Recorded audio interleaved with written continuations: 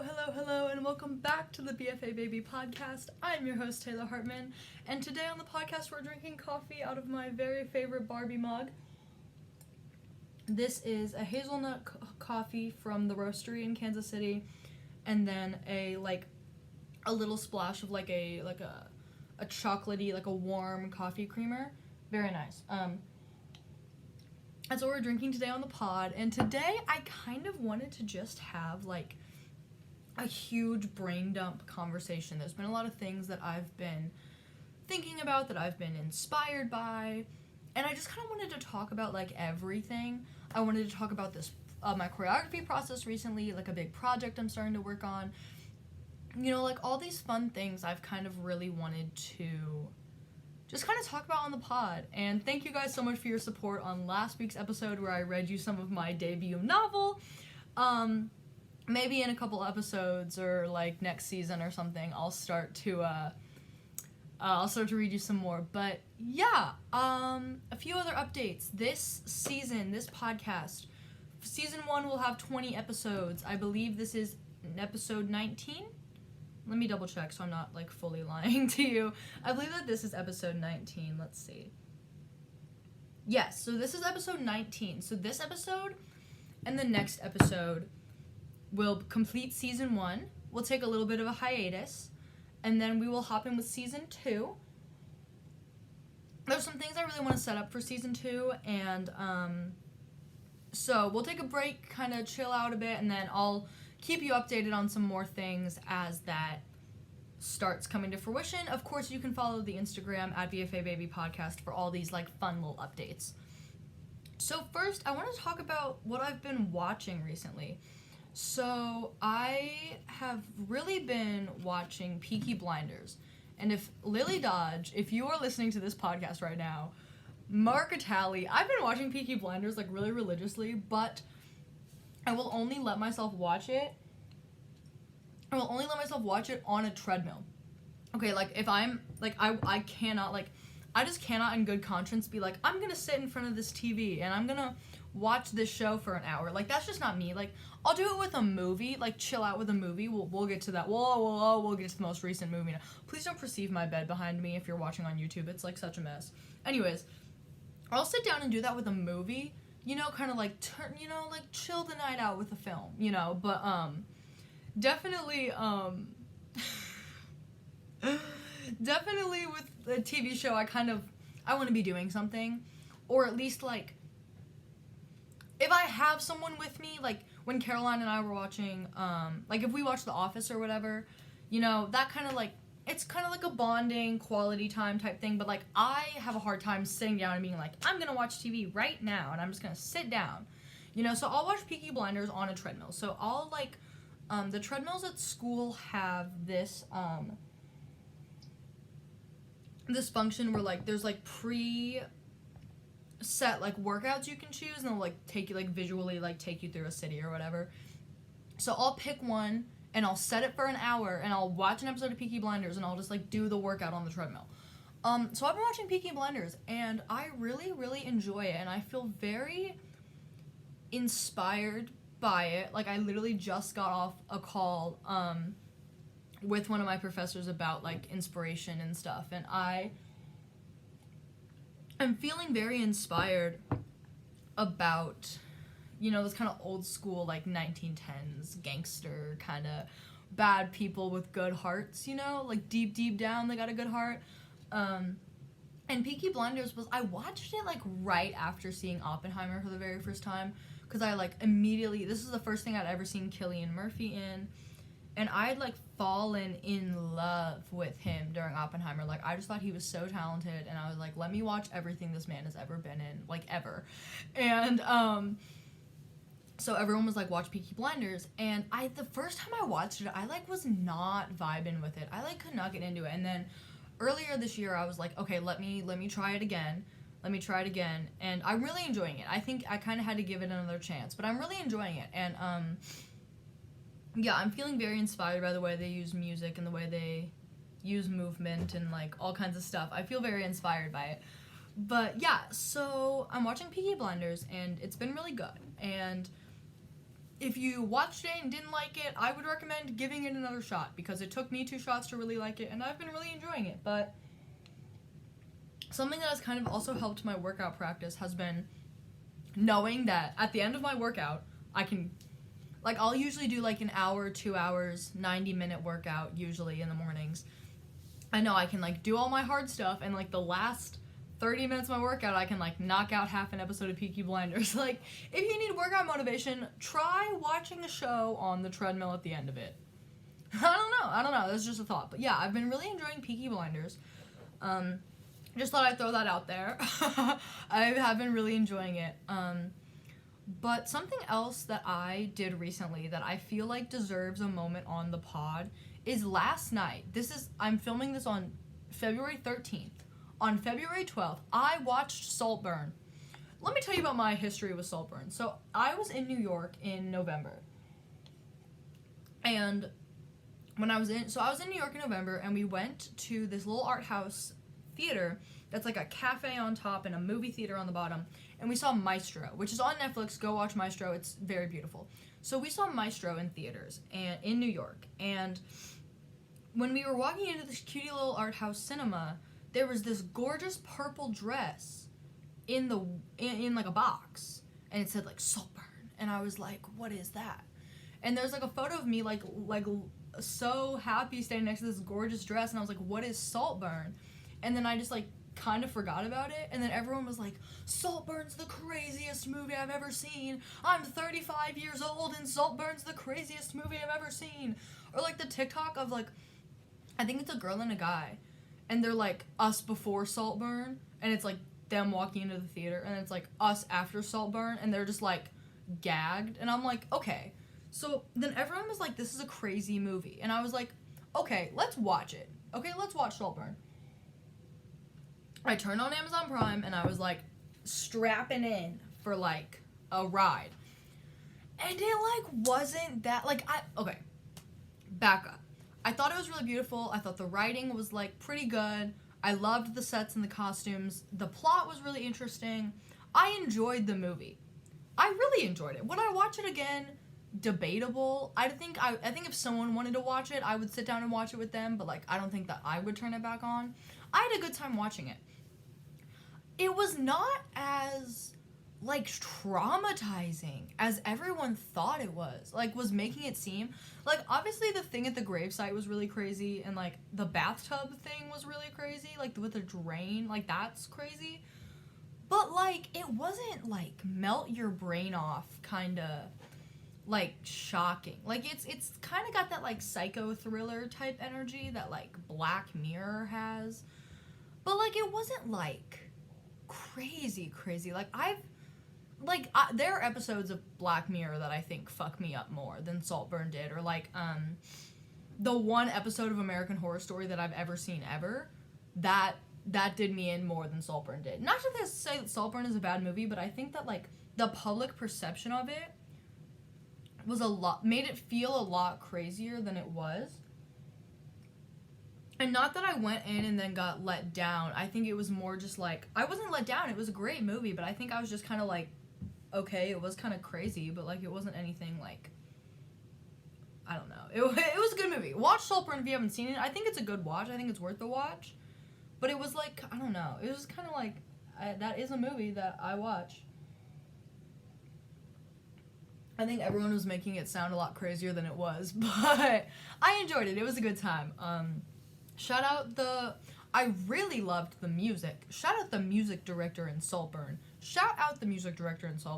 It was gorgeous. I liked the short framing. It was beautiful. I really enjoyed it. But everyone was making it seem like it was gonna like corrupt me, and I was like, it was like kind of crazy, but it wasn't like I see the world differently now, you know? But yeah, so some other things I want to talk about. I want to talk about my choreography. A week or 2 or 3 ago, it was definitely like 3 weeks ago, I did an episode on this podcast about the cinematic screenwriting concept of Kill Your Darlings and how that works into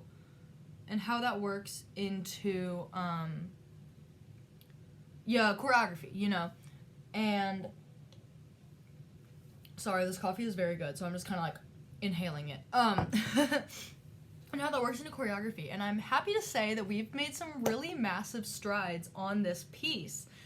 And I think the biggest thing is that, like, not only have we made really massive strides on this piece since that, but we've, like, been able to collaborate. We've gotten, like, I love my cast. Ryan, Maddie, Katie, Lily. Ryan, Maddie, Katie, Lily, Alyssa, Taylor.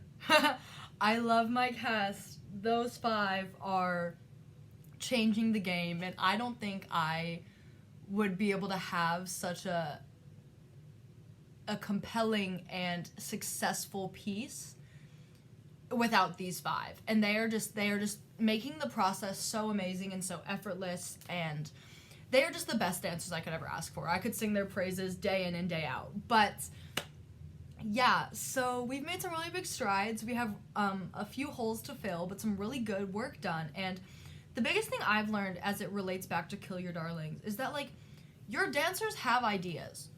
Like, that sounds really stupid and contrived, but, like, they do.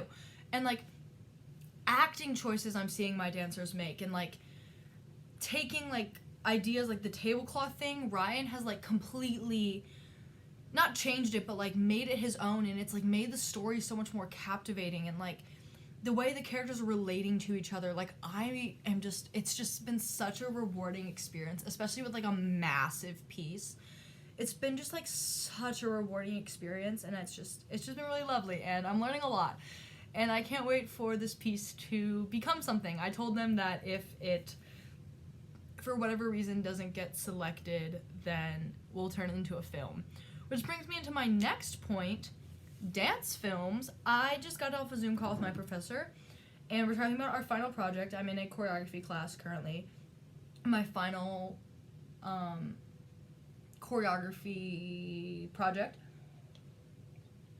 And I've decided that my final choreography project is going to be a dance film. And we kind of talked about, you know, like, steps I'm going to take to get there, things I'm going to need to know to, like, prepare for this project, what I'm going to show, like, the structure of our class and everything, right?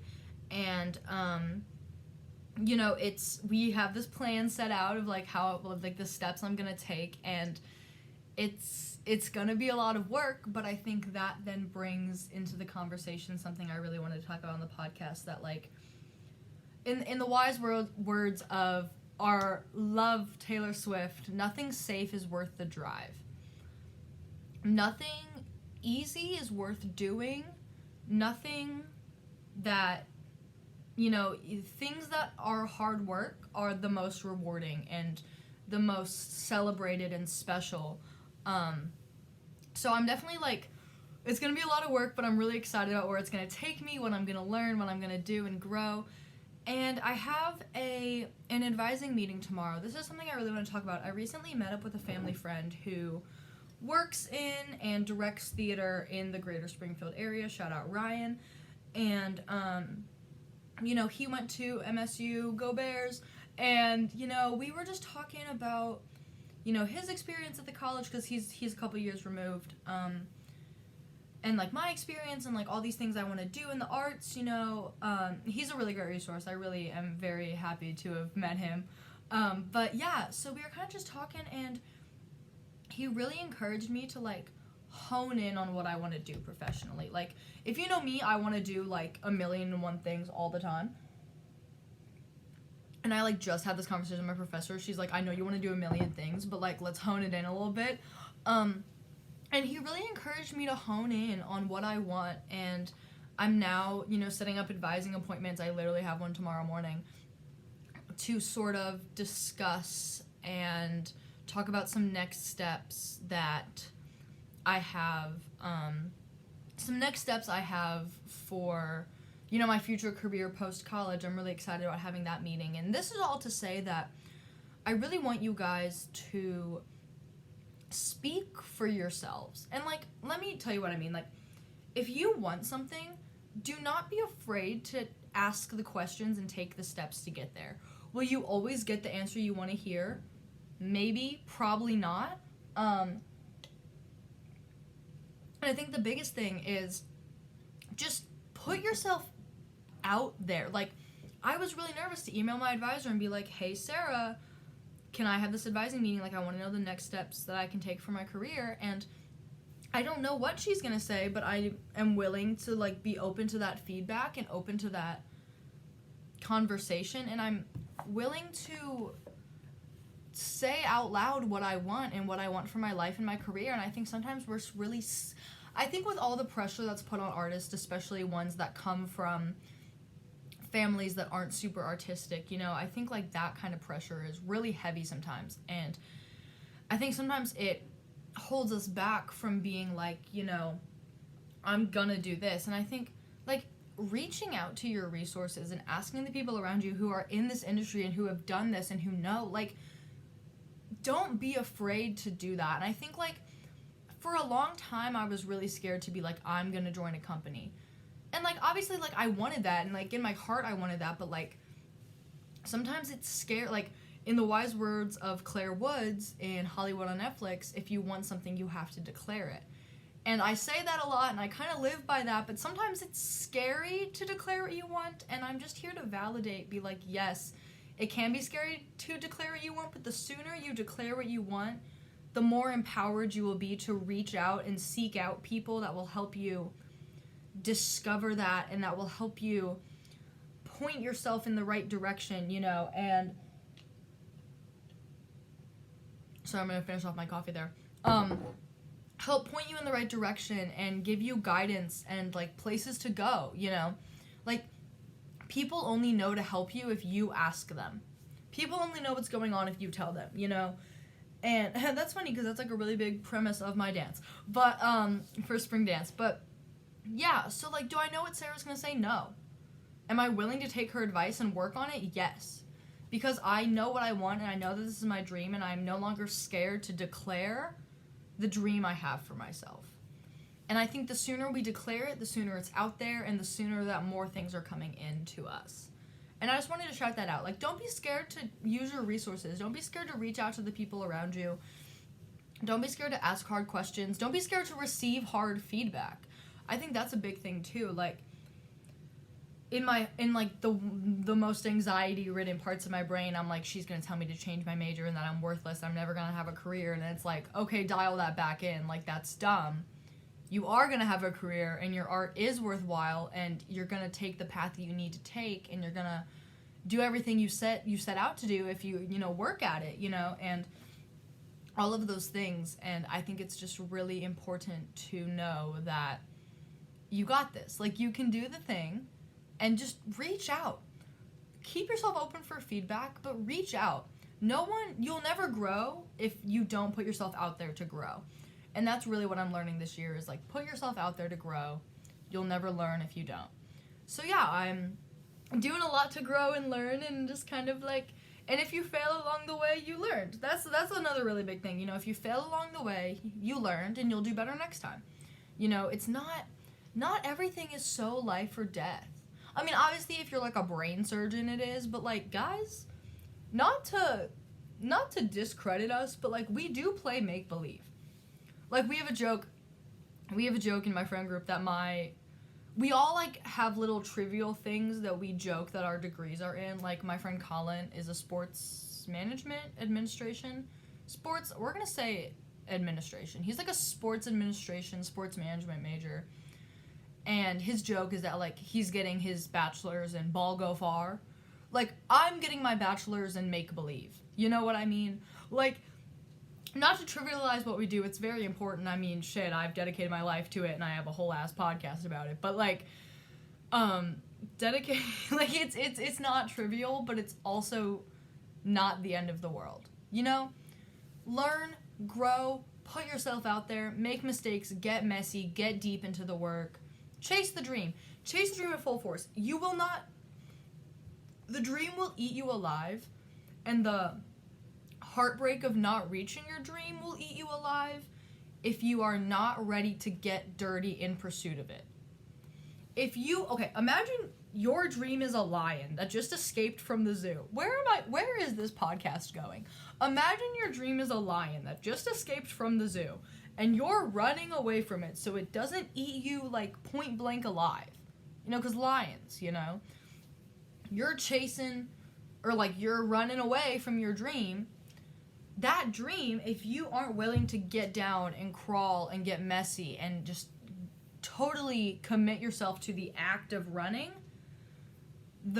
if not chasing your dream is the lion. Let me restart this analogy over. If your future without your dream being successful, a future where you didn't chase your dream, it never came to fruition, you didn't, put your whole self into it, if that's the lion and you're running towards the dream, if you're not willing to crawl and get messy and get into it and run and dodge and throw your whole self into the dream, the reality of it never happening will eat you alive. This is the worst analogy I've ever said on this podcast. Please please no one sound clip this and like put it out. This is just, oh God, please don't sound clip my podcast. But no. So just, full force running ahead, chasing the dream. And all, not to be like dramatic on the podcast, but like one day you're gonna die. And I personally want to be on my deathbed knowing that I did everything in my power to chase my dream, chase my passion, chase my heart, live a life that I'm proud of. And that's it. That's what I'm going to do. And I think that that's a mindset you want to kind of adopt. And a mindset that I've also started adopting is, what would third grade Taylor think? I think I talked about this on a really early podcast episode, but the biggest thing is, what would third grade Taylor think? Third grade, you're like 9, 10 years old. 7, 8 maybe? How old are you? If you're like 5, 6 in first grade, then you're like 7, 8. You're like 8, 9, 9, 10, third grade. What would like 8, 9, 10-year-old Taylor think about what I'm doing right now? Personally, I think 8, 9-year-old Taylor would be really fucking excited. I think she would be so thrilled. She's got this great group of friends and an apartment, and she's been to New York City 3 times, and she has a record player and a Polaroid, and she wears cute clothes and cool makeup, and she's like unapologetically herself. And I think that we all need to start living our lives that in a way that 10-year-old us would be proud of. Like, if 10-year-old you saw current you at like a Walmart, would 10-year-old you be like, that's a cool ass motherfucker, that's a really cool girl, that's a really cool guy, that's a really cool person, like I want to be them does 10-year-old Taylor want to be 20-year-old Taylor when she grows up? You know what I mean? Does 10-year-old Taylor want to be 20-year-old Taylor when she grows up? And that's the like life that I am creating for myself, the life that I'm living. And I think that's a really fun thought experiment that you could have for yourself. Could be a really fun thought experiment that I think would be really worth exploring. It's definitely given me a more positive outlook on life. It's like doing everything for 10-year-old Taylor. 10-year-old Taylor would be really thrilled that I make my own coffee and I drink coffee, and I was never really allowed to drink coffee as a kid, and I always kind of romanticized the like getting coffee in the mornings, drinking coffee before rehearsal, and like I do that. And it is just as romantic and beautiful as I always dreamed it would be.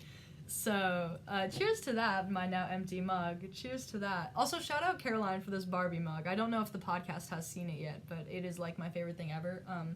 It's one of those that when it gets hot or cold, like it gets shiny and like rainbow. It's like very magical. Anyways, yeah, and I think that like 9, 10-year-old Taylor would just be like really proud of just like what we're doing. And I just think it's a really interesting thing to check in with yourself. What do you think 8, 9, 10-year-old you would think? Do you think that they'd be like blown away? Do you think they'd be interested, curious?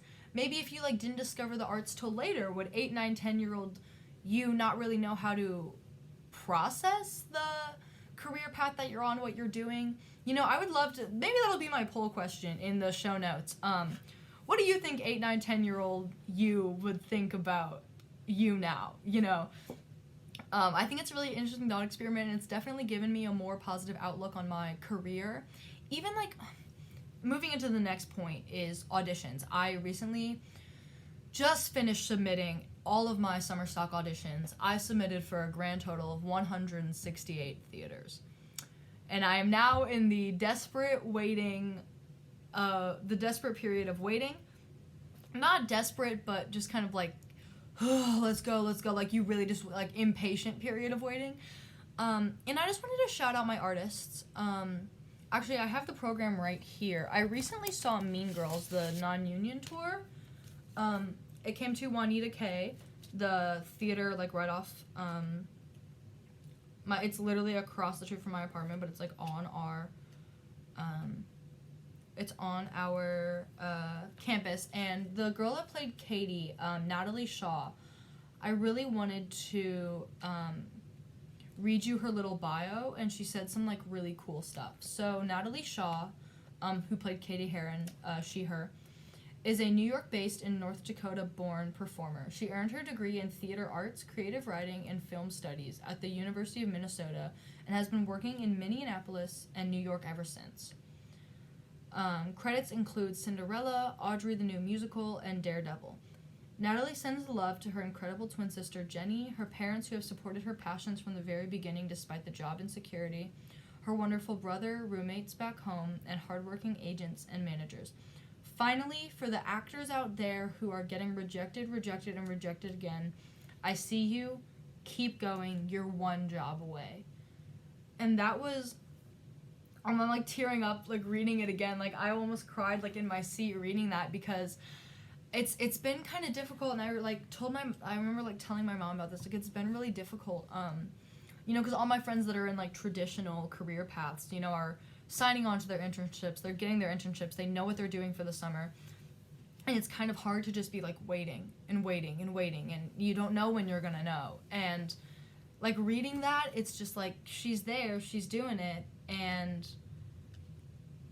like, she's right, you are one job away. Like, you never know what contract's gonna call you tomorrow. You know, and that was just, like, a really big thing for me, like, seeing that, and I kind of wanted to share that with you.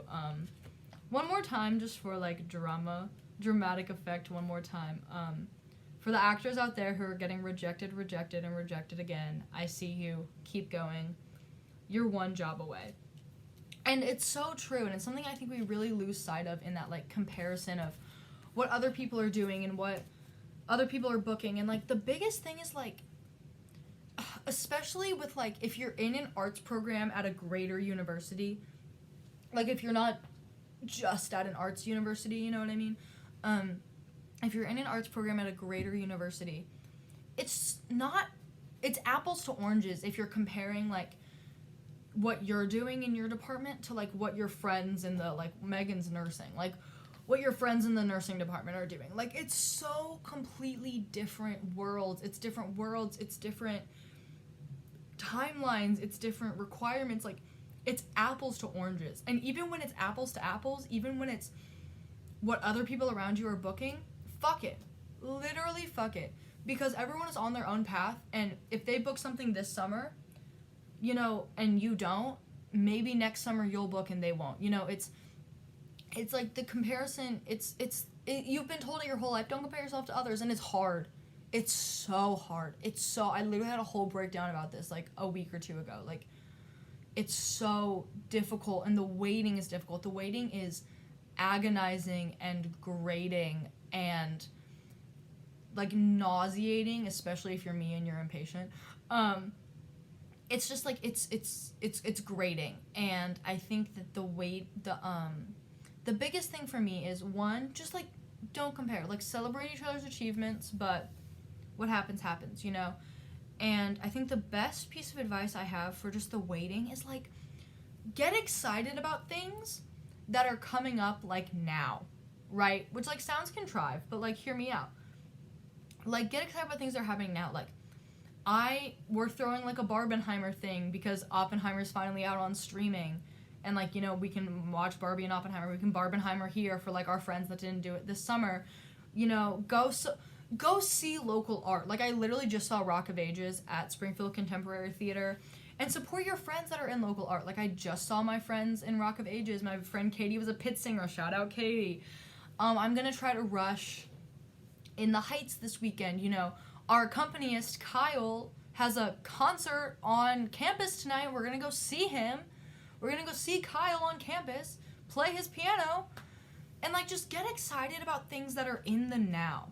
If you spend all your head space in the future, just it can be really draining and really exhausting, and just spend time being excited about the now. And even if what you're excited about is the fact that you're going to make cookies this weekend, killer. It's something to look forward to. It's something to kind of, drown out the waiting. Fill your time with things that fill your cup. Therefore, the acceptances, the rejections, the whatever contracts come in and out, they will just come in and out, and your life will still move on. The biggest thing that I've learned while waiting for auditions and like results and everything is just live your life. Just live your life like it didn't happen. Just, be hopeful, but just live your life. Your life will move on. Your life has continued to move on with or without that contract, and that means that something better is out there and something better is coming for you. And I just really wanted to shout that out, because the biggest thing with audition season that has really been challenging me is the waiting. And I think it's just because I'm like inherently like genetically impatient person. Like my father is the most impatient man I've ever met. And sorry, Dad, if you're listening to the pod.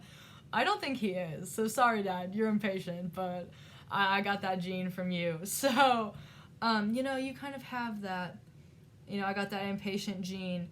And I think that makes it like 10 times harder. But like, just learn to live your life and chase your dream and do all the things and just continue living your life. And if you can get to a point where you forget that you even submitted for these theaters, I mean, obviously it's easier said than done, but like, if you can get to a point where you forget that you're waiting, that's better, because then it can kind of just ebb and flow and work its way into your life. And that's like really, really important. Just keep living your life the way you're living your life. And the biggest thing I can tell you is just you can hope, pray, whatever works for you. But like what is meant for you will find you, and that's hard. That is so hard. It's hard for me to grasp onto sometimes. It's hard to understand, but what is meant for you will find you. And if you're putting in the work and you're doing everything that you can, what is meant for you will find you, and the best things for you will find you. And I think that's like the biggest thing that I'm currently learning. That's like the biggest thing. And something else I wanted to talk about. There was something else I wanted to talk about, and now I don't remember what it was. Oh God, there was something else that I was like, I have to talk about this on the pod. What was it? Oh no, what were we were talking about waiting and living your life beyond auditions. We were talking about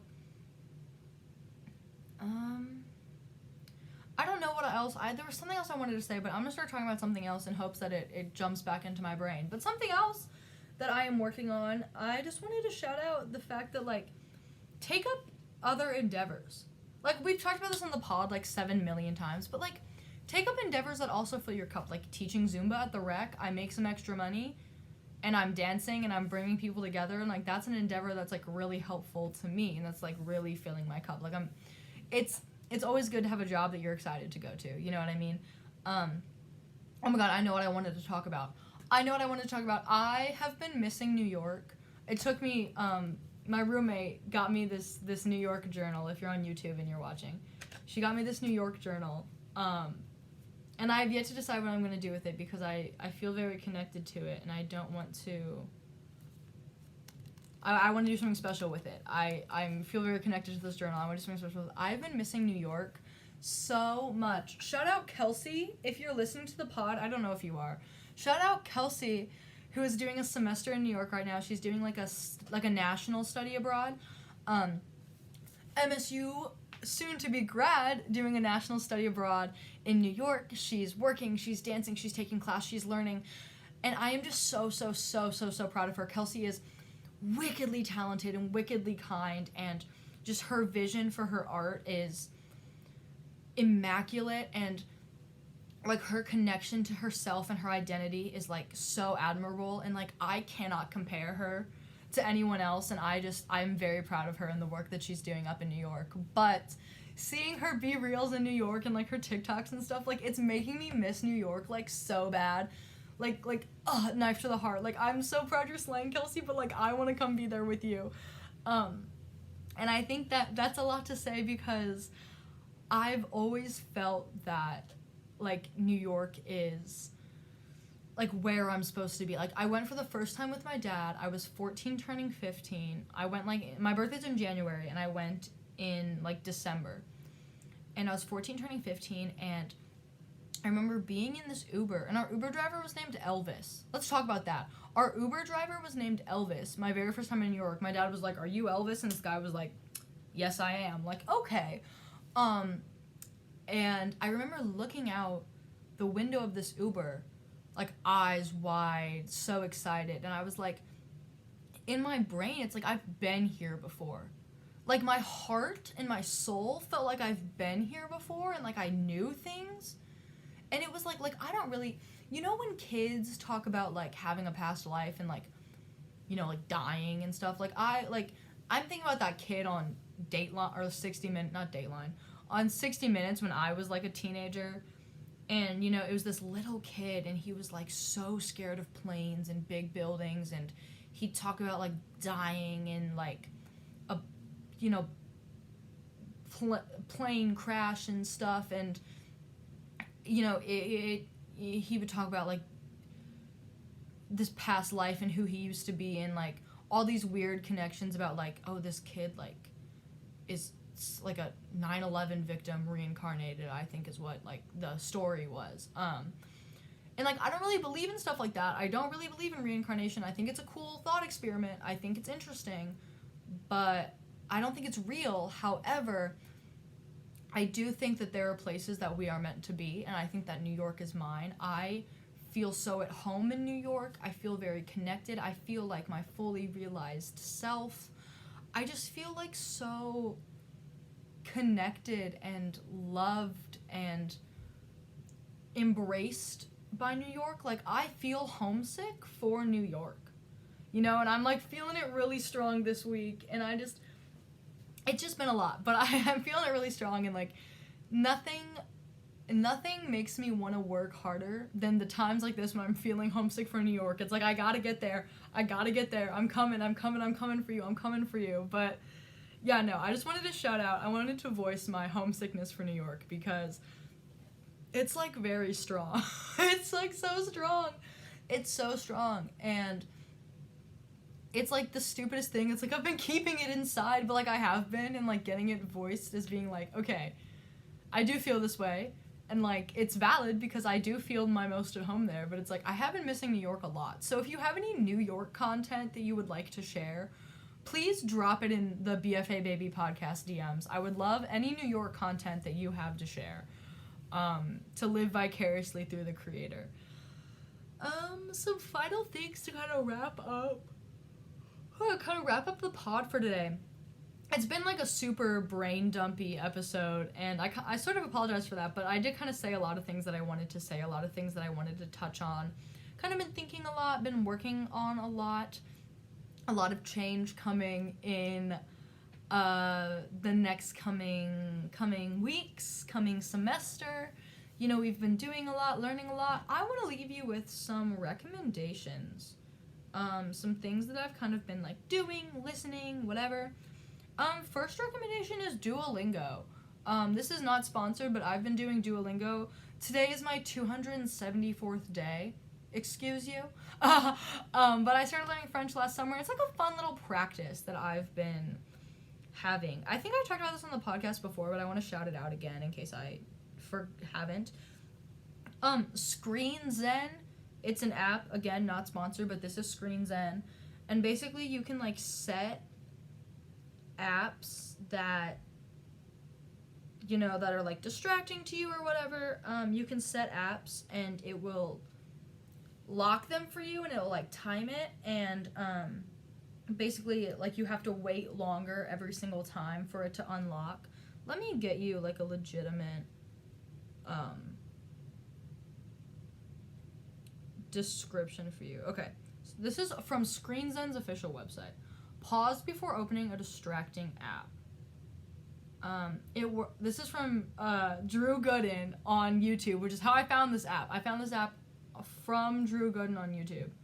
But it works really well for me because I would click to open Twitter and be like, oh wait, I only have a few more unlocks for the day. Do I really want to waste one now? I'll save it for later. And then I just never opened it again. And it's just kind of one of those things where it's like, do I really need to be like sitting here on Instagram or TikTok? Like mine are Instagram and TikTok that I have like on the screens then. But it's like, and you can put a little note on there, and my note is like, your dreams won't chase themselves, like XO, or like a kiss or something. And it's just kind of my reminder that's like, if I'm walking to class and I'm like scrolling on my phone, it's like, do I really want to be mindlessly scrolling, or like, could I be doing something more beneficial? Obviously, there are times where I will override it, and I'll be like, yes, I want to scroll and just kind of turn my brain off for a bit. But it's definitely a great way to like kind of like look at your screen time and see what is productive, what is helping, and what's not. And I really recommend Screen Zen if you're kind of like a chronic scroller, or like a, you know, like I'm like scrolling on my way to class, but like I could be doing something more productive, you know, whatever. A few other things I want to talk about, some podcasts that I've been listening to and really liking. The Script Notes podcast by John August and Craig Mazin. Screenwriters John August and Craig Mazin discuss screenwriting and related topics in the film and television industry, everything from getting stuff written to the vagaries question mark on that word of copyright and work for hire law. It's about like working in the film industry. I really enjoy it. If I'm looking for something to laugh at, I've been really liking Will and Rusty's Playdate.